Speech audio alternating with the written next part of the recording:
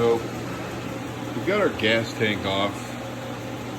I'm not sure what to do with that guy. He's pretty rusted inside. You can't get the oil or the gas splitter off.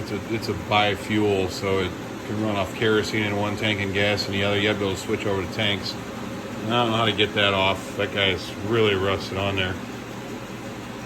But so problem number one. Problem number two is the radiator. Even if the radiator holds water, which I doubt, even if that's the case, underneath there's a underneath where the water plug goes.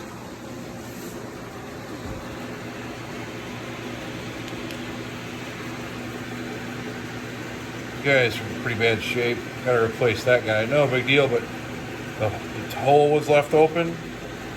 I thought at first it was like mud daubers or something, but it's all rust inside that hole. I had bad scale. So you can see all the rust coming out of it. So I gotta get inside the engine and try to figure out how to clean that out. Take off this. Then we've got over here, we've got these couplings are pretty rusted. And then up here, same bunch of rust scale and stuff up here. So I gotta try to get that guy off. They're soaking in PB Blaster right now, trying to get them loosened up, but I don't know if that's gonna be, you can save it. I don't know if by the time I get it all cleaned up, if there's gonna be anything left of that coupling. I don't know, I'm pretty discouraged today. Just because everything I've gotten into has gotten farther and farther from being done. So I don't know. It's gonna be a long process, I think. Looks like the radiator's probably in pretty good shape, but I don't know what it looks like on the inside. If it's anything like that gas tank, man, it's got a hole in it too. So first thing is to probably weld up that hole, and then I guess see if there's some kind of a etching compound you can put in it, and then something you can coat the inside with and line it, and then seal it. I don't know. So that's kind of my. Oh, it's been a long day. Pretty frustrating. Got this guy down here, and I was thinking, well, I'll just change the oil and see kind of what we got, but there's no way I'm even close to that. So on the bright side, I mean, it still does turn over, and it still has compression, seems like. So, and I got all the parts for the carburetor rebuild. So I should be able to get started on a carburetor rebuild, take it off and get it redone. But I don't know, man. It's pretty frustrating. There's a long way to go, and I guess, like, you know, you got to take it a piece at a time. But man, it's frustrating. I'll be getting a new hub on probably Wednesday or Thursday. And then I'll have to, once I see how the bearings work, and it's a used hub, once I see how the bearings are in it, then I'll see if I need to order a new set of bearings. I put the old bearings in the first one. They were a little bit worn, but I don't think this guy will drive more than about 70 miles for the rest of its life, even after I get it restored, so probably shouldn't, and it probably won't see much dirt. So I think those bearings are probably good enough. If not, that's been the easiest thing to fix on this guy so far. I tried to clean everything up. I got the clutch on the bright side. The clutch looks pretty good, but I don't know how. I don't know the handle over here, the clutch activating mechanism. That guy looks good inside. There's no teeth broke or anything, but the piece is really wobbly. So I did find a guy online that would rebuild them and, you know, take it, hone them, and weld them up and stuff. So I got that guy apart over here. But he'll have to add a few pieces because this guy's worn probably half of its life, I guess.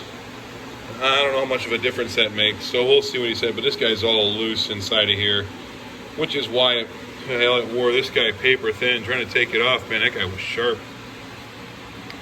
Somebody ran it without a pad, so kind of wore that guy down. And then, like I said, it's all kind of loosey-goosey in here, so when you try to activate that clutch lever, disengage lever, it kind of wobbles around, and it doesn't apply to the wheel straight.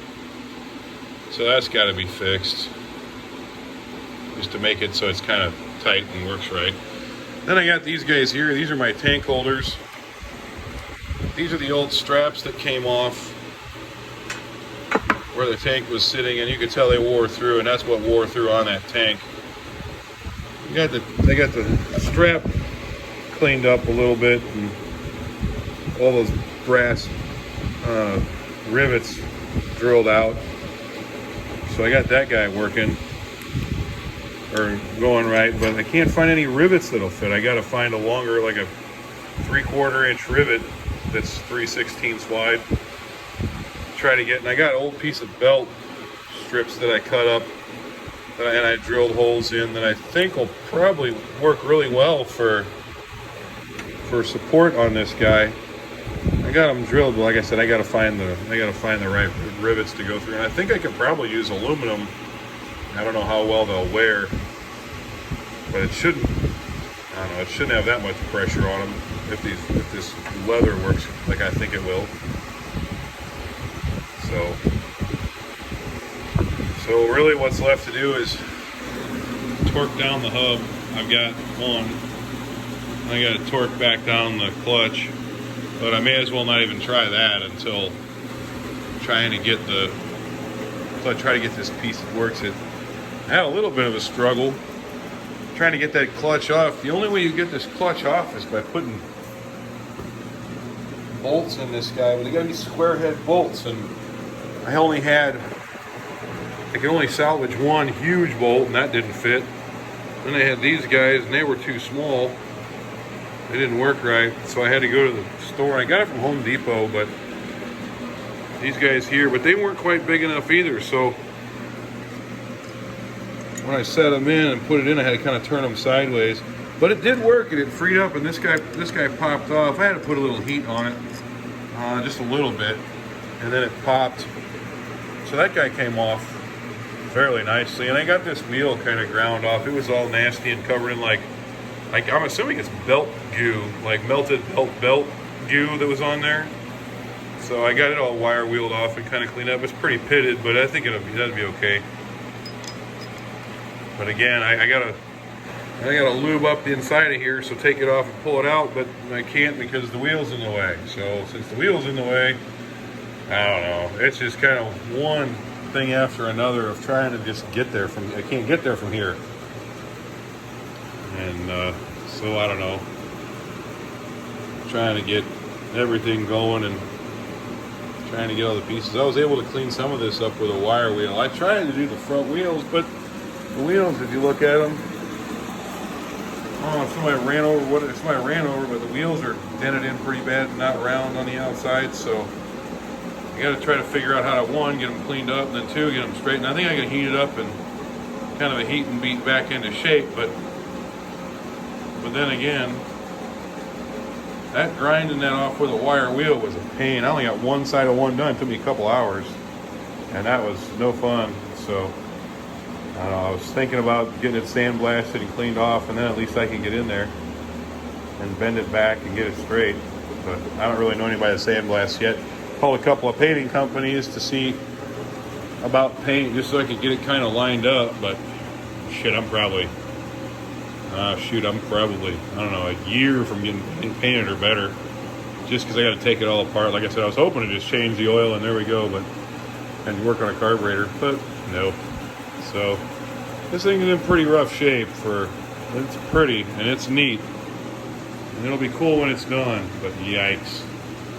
And I think my tires are full of calcium because they're holding air like a champ. And nobody's even touched them since 1975. So I don't know. And I got to get all these spokes ground wire wheeled off, and not sure where to do that unless it's out in my driveway, and that's kind of miserable. But I don't know, and I think I probably better get the calcium out. Otherwise, I won't be able to handle that tire. It's probably pretty heavy. So, well, not probably, it is heavy.